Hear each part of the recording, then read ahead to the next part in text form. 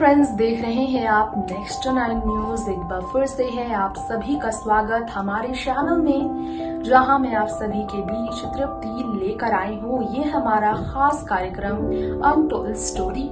Bollywood untold story में हम आपको बताते हैं बॉलीवुड के दिग्गजों की जिंदगी की कुछ अनसुनी कहानियां। तो आज अनटोल्ड स्टोरी में अनसुनी कहानियों से हम आपको रूबरू कराएंगे। वो अनसुनी कहानियां जो कि दो बड़े सिंगरों की निजी जीवन को लेकर है, उनके सिंगिंग करियर को लेकर है।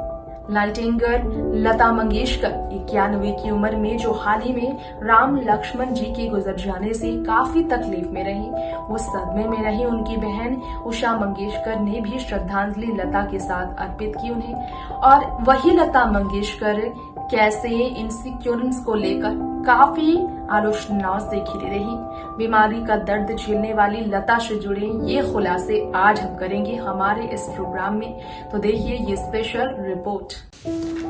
बॉलीवुड की नाइटिंगेल कही जाने वाली स्वर कोकिला 91 वर्षीय सिंगर लता मंगेशकर की एक बार फिर हम आप सभी के बीच करना चाहेंगे बात। सिंगिंग की दुनिया में बहुत छोटी उम्र में कदम रखने के बाद 14-15 साल की थी लता, और इस गायकी को ही अपनी मोहब्बत बनाकर, उसे अपनी जिंदगी बनाकर पूरा जीवन सिर्फ गायकी को समर्पित करने वाली लता मंगेशकर ने अपनी जिंदगी में अगर किसी चीज़ को दिल से चाहा तो वो है गायकी।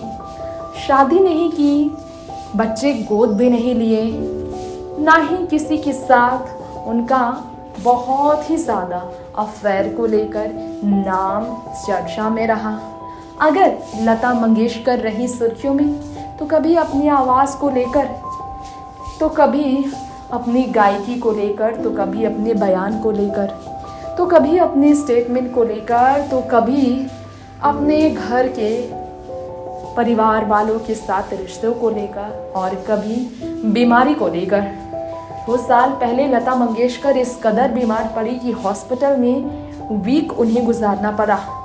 20 दिन आसपास रही हैं लता, और फिर वो लौटी तो पूरी तरह से वो बेहाल नजर आई थी, इतनी कमज़ोर कि नर्स के साथ वो नजर आई बहुत मायूस। लता मंगेशकर पब्लिकली प्लेटफॉर्म पर कई बार गाना गाते हुए रो पड़ी हैं। उनकी आवाज़ जिनका कोई भी कंपैरिजन किसी से करना कभी तय नहीं हो सका।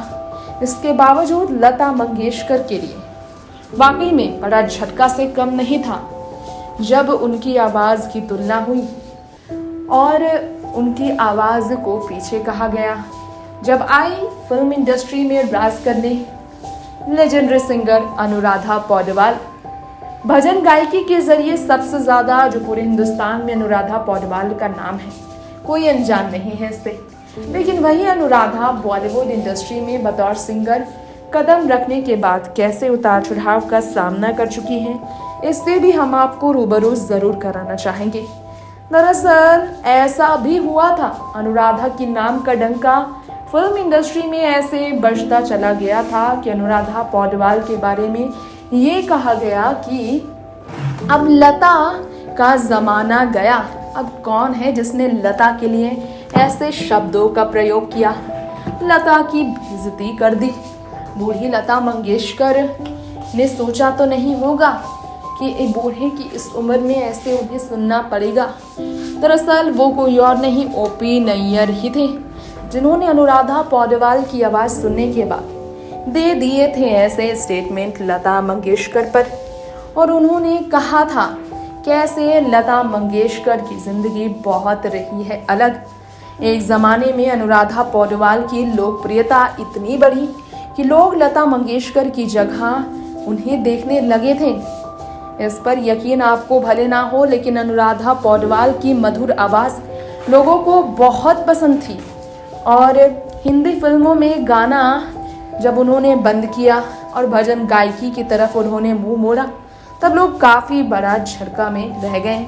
अनुराधा ने साल 1976 की फिल्म कालीचरण से अपने प्लेबैक सिंगिंग करियर की शुरुआत की थी। तब लता की ही आवाज़ चारों ओर बोलती थी। लेकिन हाँ, क्रेडिट सिंगर्स को मिलना चाहिए, गानों के लिए तवज्जो सिंगर्स को भी देना चाहिए। इसके लिए झगड़े किए लता ने कई म्यूजिक इंडस्ट्री से और इसीलिए काफी ज्यादा लोग उनके खिलाफ भी हो गए थे। अब आपको बताना चाहेंगे कि लता मंगेशकर जब चल रही थी तब अनुराधा आई और हेमा मालिनी शशि कपूर की फिल्म आप बीती में उन्होंने अपना पहला सोलो गाया। 70 के दशक का ऐसा समय जब पूरी सिंगिंग इंडस्ट्री लता मंगेशकर के दबदबे पर थी और इस क्षेत्र में करियर बनाना अनुराधा पौडवाल के लिए आसान नहीं था। फिर भी मशहूर संगीतकार ओपी नैयर ने अनुराधा पौडवाल को सुना, दंग रह गए वो आवाज सुनकर। उन्होंने कहा लता का जमाना गया, अनुराधा पौडवाल ने उन्हें रिप्लेस कर दिया है, ये तक कह दिया था। और आपको बताना चाहेंगे हमारे इस खास रिपोर्ट में लता मंगेशकर के बारे में आपको सुनकर हैरानी होगी। साल 1983 में फिल्म हीरो में अनुराधा के गाने ने ऐसी लोकप्रियता बटोरी कि सही क्रेडिट जब उन्हें नहीं मिला, लता मंगेशकर को उनकी बढ़ती लोकप्रियता से असुरक्षा महसूस होने लगी थी। ये भी कहा जाने लगा, इंडस्ट्री ने हमेशा ये कहा कि बहुत ही ज्यादा इनसिक्योर रहती थी लता अपनी गायकी को लेकर। किसी और नए युवा पीढ़ी के गायकों को, नए कलाकारों को वो मौका नहीं देती थी।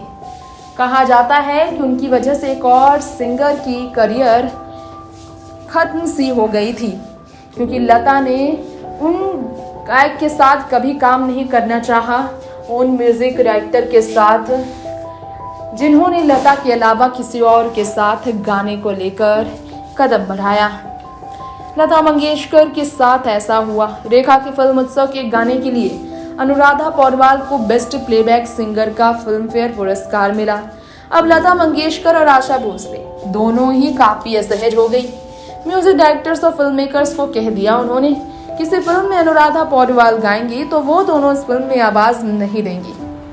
ये सुनने के बाद संगीतकारों ने अनुराधा को अपनी फिल्म में गवाने से इनकार करना शुरू कर दिया और अपने करियर के पीक पर अनुराधा थी जो कि टी सीरीज के लिए भजन गाएंगी, ये फैसला ले बैठी।